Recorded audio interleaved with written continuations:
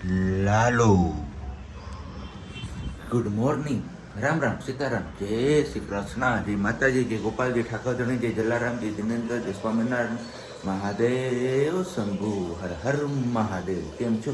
મોજમાં? તો વાંધો નહીં બાપુજી, બિલકુલ મોજમાં રહેવાનું. અમારે આજે આ ટ્યુબલાઇટને બહુ ઝાઝા દિવસે ડિસ્કો કરવાનું યાદ આવ્યું. આજ ચાલુ કરી દીધું છે અને વાગી ગયા છે કે 7:05. ઓલરેડી 7:30 થવા આવ્યા છે. આજે પણ આપણે લેટ થઈ ગયું છે કારણ કે એક દિવસ પ્રજ્ઞાએ લાલો જોયો તો બીજે દિવસ મેં લાલો જોયો. એટલે જ વિડીયોની શરૂઆતમાં તમે જોયું, સાંભળ્યું કે લાલો હું એમ બોલ્યો. આપણે લડ્ડુ ગોપાલના દર્શન કરાવીને તમને લોકોને તો બસ લાલોમાં શું શીખ આપે છે ખબર છે? હા, જ્યારે પણ આપણે જીવનમાં ક્યાંય પણ અટવાય ને ત્યારે આપણે ખોટા રવાડે નહીં ચડવાનું. પહેલી વાત તો એ. પછી બીજી વાત, ગમે ત્યારે ગમે એવા આટી ઘૂંટીમાં આપણે અટવાણા હોય તો આપણે આપણા કર્મ કરતા જ રહેવાનો. રસ્તો ભગવાન દેખાડશે. બીજી વાત આપણે તો આ બે વાત ખબર પડી કે આ મૂવી ઉપરથી કે આ બે વસ્તુ આપણે કરવી જોઈએ. અને તને શું લાગ્યું કંઈ લાલો મૂવી જોઈને?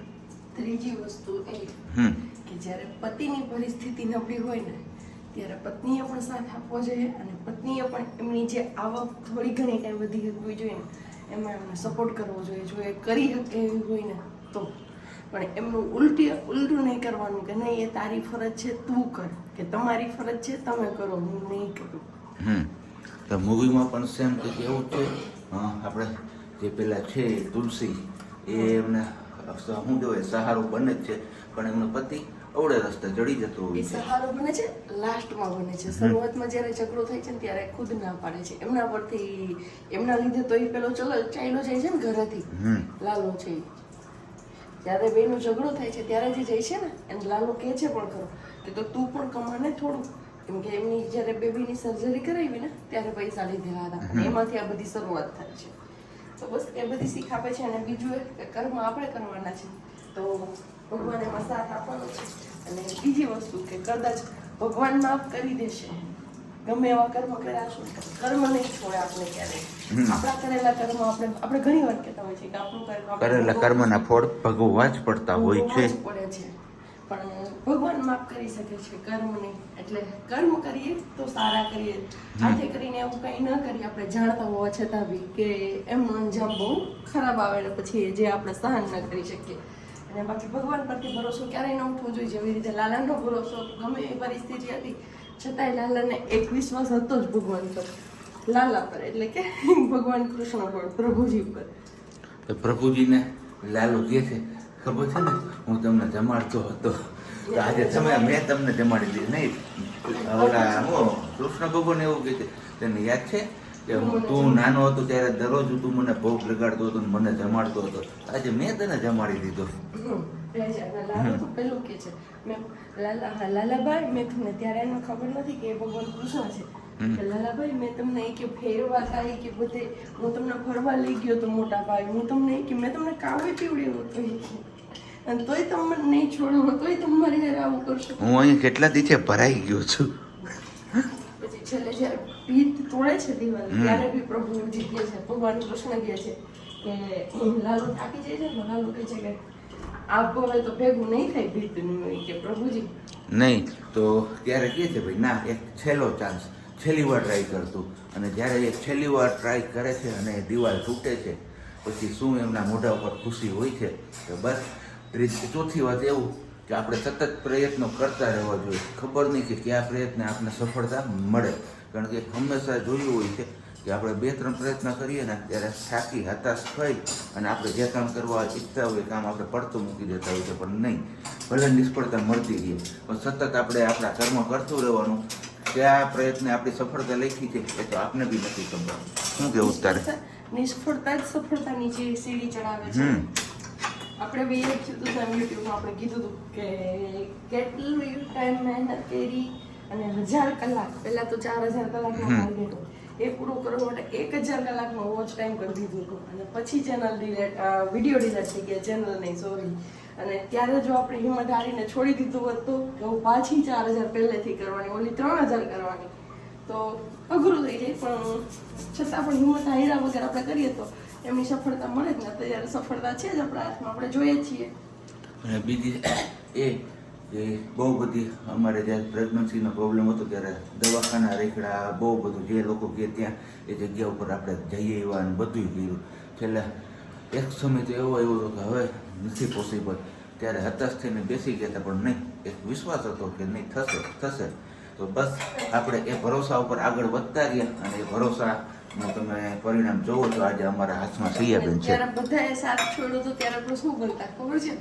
એક જ વસ્તુ, જે લાલો બોલતો ને ત્યારે એ લાલો પ્રભુજીને કહે છે ને ત્યારે મને એ સેમ અમારી જે પરિસ્થિતિ હતી ને એ યાદ આવી. ત્યારે મારાથી રડાઈ ગયું કે ના પ્રભુ, એ લાલો કહે છે પ્રભુજીને કે પ્રભુજી મારે તો કોઈ ભાઈ બંધ દોસ્તાર નથી, મારે તો કોઈ નથી, તમે મારા બનશો ને ભાઈ બંધ દોસ્તાર બનશો ને, તમે મારો હાથ પકડશો ને, છોડશો નહીં ને. તો સેમ વસ્તુ એ અમે ભગવાનને કહેતા કે ભગવાન અમને તો બધાએ છોડી દીધા, પણ તમે મારો હાથ પકડશો ને, તમે નહીં છોડો ને અમને.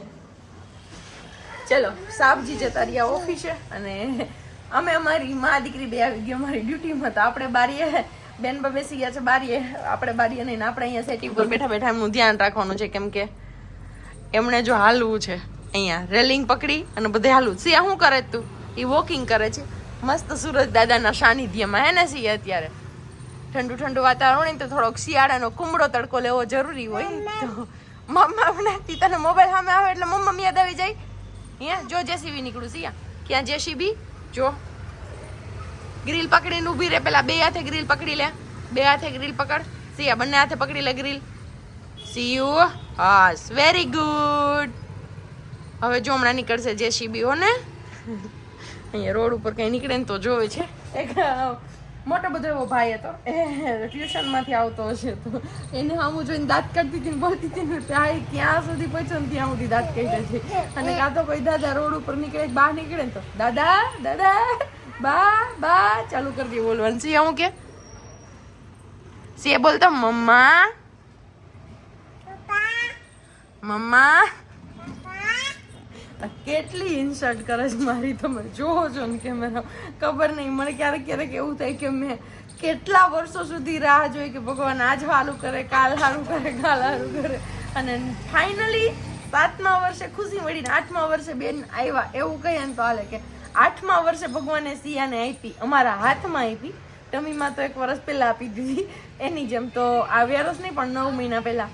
તો ત્યારથી રાહ જોતા હોય ક્યારે આવશે ક્યારે. પછી આવ્યું, એટલી ખુશી થઈ કે હા ભગવાને આપી દીધી એ ખુશી. પણ પછી બેન હાથમાં આવ્યા તો એક જ આશા હતી મારી કે હવે જલ્દીથી મોટી થશે ને પછી કહેશે મમ્મા મમ્મા મમ્મી માં. એ શબ્દ તો ત્યારે એમ થતું કે આવું કાન સાંભળવા હાટું તળસે છે, તડપે છે એમ.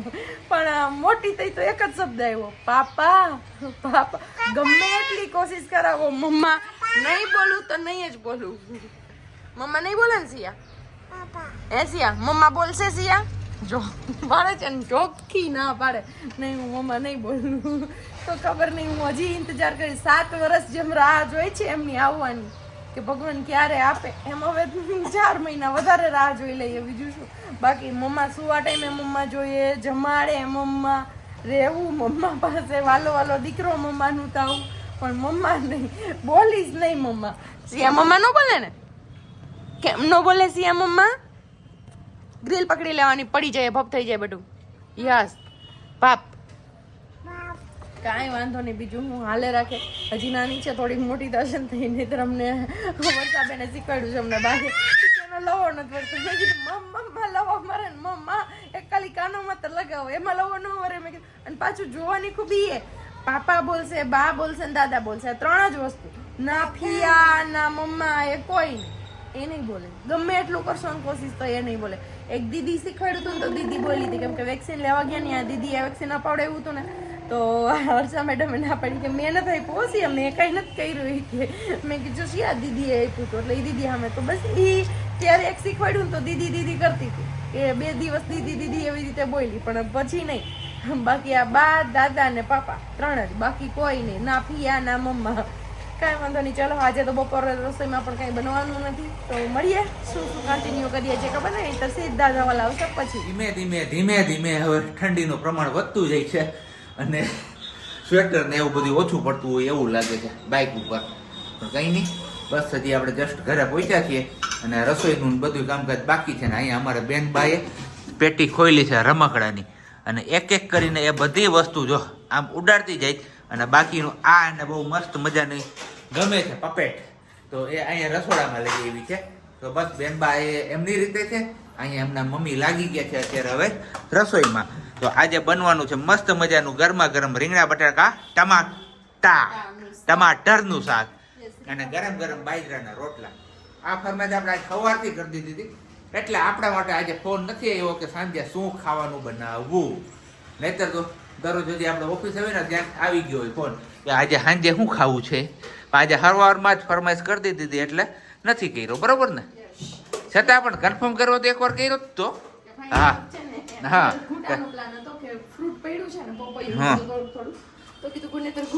ના પણ મને ઘૂંટો હે ને સાચું કહું તો મને ભાઈવો જ નહોતો, મજા જ નહોતી એવી એટલે.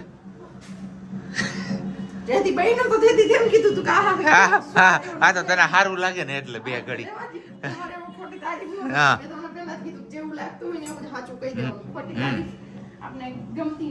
ઓકે હાલો તો મહાદેવજીની ઝાલર પણ ચાલુ થઈ ગઈ છે, તો આપણે દીવાબત્તી ને બધું કરી લઈએ. સિંહ બેન ને પણ લેતા જઈએ જે વાલા કરવા માટે, બરાબર ને? હા અને તું ઓકે લીલા કાંદા છે કે નથી? નથી તો હાલો પછી લઈ આવું ઈ મસ્ત મજાનું. હા કા હા તે હું જાય હું સિયા બે સિયા નો પડ્યા, સિયાની સાયકલ પડી કે ખાચબો પડ્યો, હું પડ્યું હે હું કર્યું જા. એ તો આજુબાજુમાં કોઈ નહોતું ને એટલે, નકર તો બેન બાજી જોરથી થોડુંક બેહાઈ ગયું એટલે રોવા લાગત નહીં ત્યારે. કેમ તો જ એવું તકલીફ થાય. સારું હાલો તો હવે વધારે વાતો તો જો જો જો જો જો આનું ધ્યાન રાખવું પડે. લવિંગ નાખે ને શાકમાં ઉકળતા તેલમાં એટલે ફૂટે.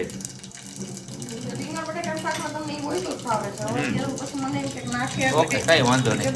તો આ ગયું તેલ પાણીમાં. ઓકે દીવાબત્તી ને બધું થઈ ગયું છે ને રસોડામાં શાકનું વઘાર લાગી ગયું છે ઓલરેડી. અને બસ એમના મમ્મા હવે બનાવે છે મસ્ત મજાના ગરમા ગરમ બાજરાના મઢા. તો બાજરાના મઢા ખાવા હોય ને તો પોરબંદર જવું પડે. હા હા હું બનાવે એ લોકો મસ્ત મજાના મઢા. કેમ બોલી? જોરદાર એકદમ પોચા રૂ જેવા. જેમ લોટ કહણો એમ પોચો થાય, જેમ લોટ કહણો એમ પોચો થાય. હા પણ મહારવો કે કહણવો બે એક જ થયું. કેમ છે અમે જે ગામડાના માણસો એટલે અમને એવી ખબર પડે. અને અહીંયા અમારે મમ નું રટણ હાલે છે, પણ મમ ખાવું તો નથી તારે. તો બસ થાબડિયા રોટલા છે કે આને ક્યાં રોટલા કહેવાય? ટીપેલા. ઓકે કયો આ ખાવું છે તારે?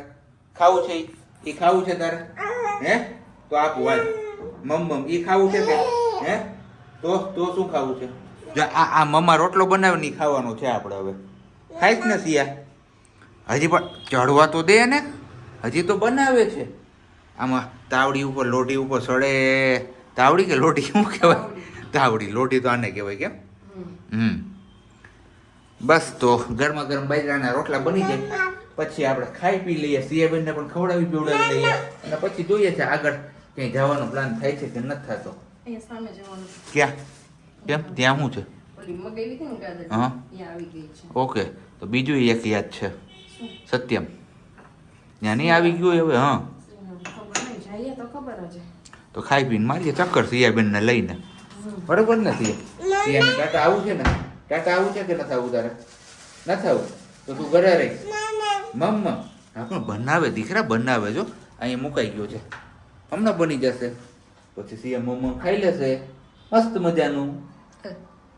જો એ તો અમારે ખાવું ન હોય, કંઈક નવી વસ્તુ બને એ સીધું મમ્મમ. કેમ ખાલી બોલવાનું હમણાં ખાઈ થઈ જોજો ને, ખાઈ તો મારે ઊંધી હાવ.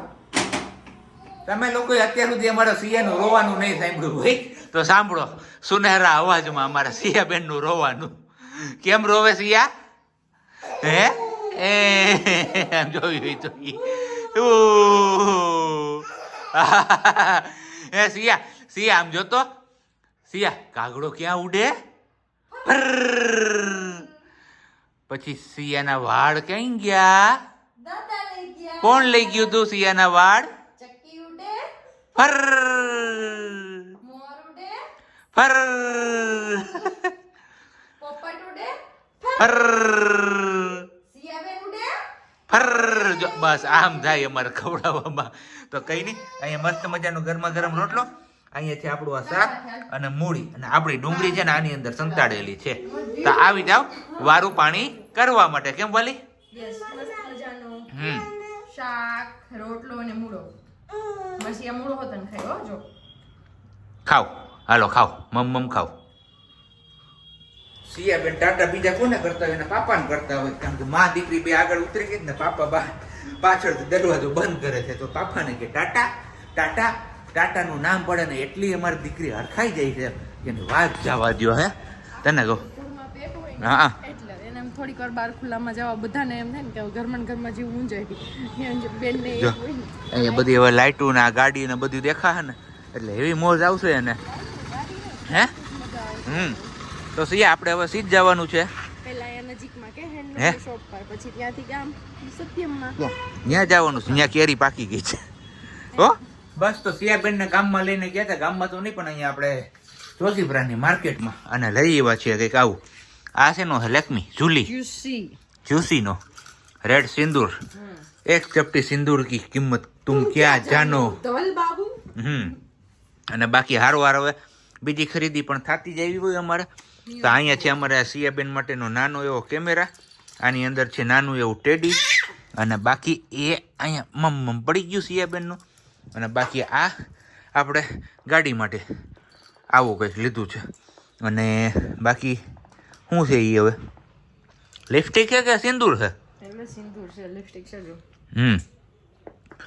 તો કઈ નહીં, આનો ઉપયોગ કાલ સવારે થશે ચાંદલો કરવામાં. આજે આપણે ભૂલી ગયા હતા. શુભ મુહૂર્ત ચાંદ એમાં ક્યાં આવે છે એમ જો મેં હવાર છે તો પેલો ક્યાં થયો. એવું છે.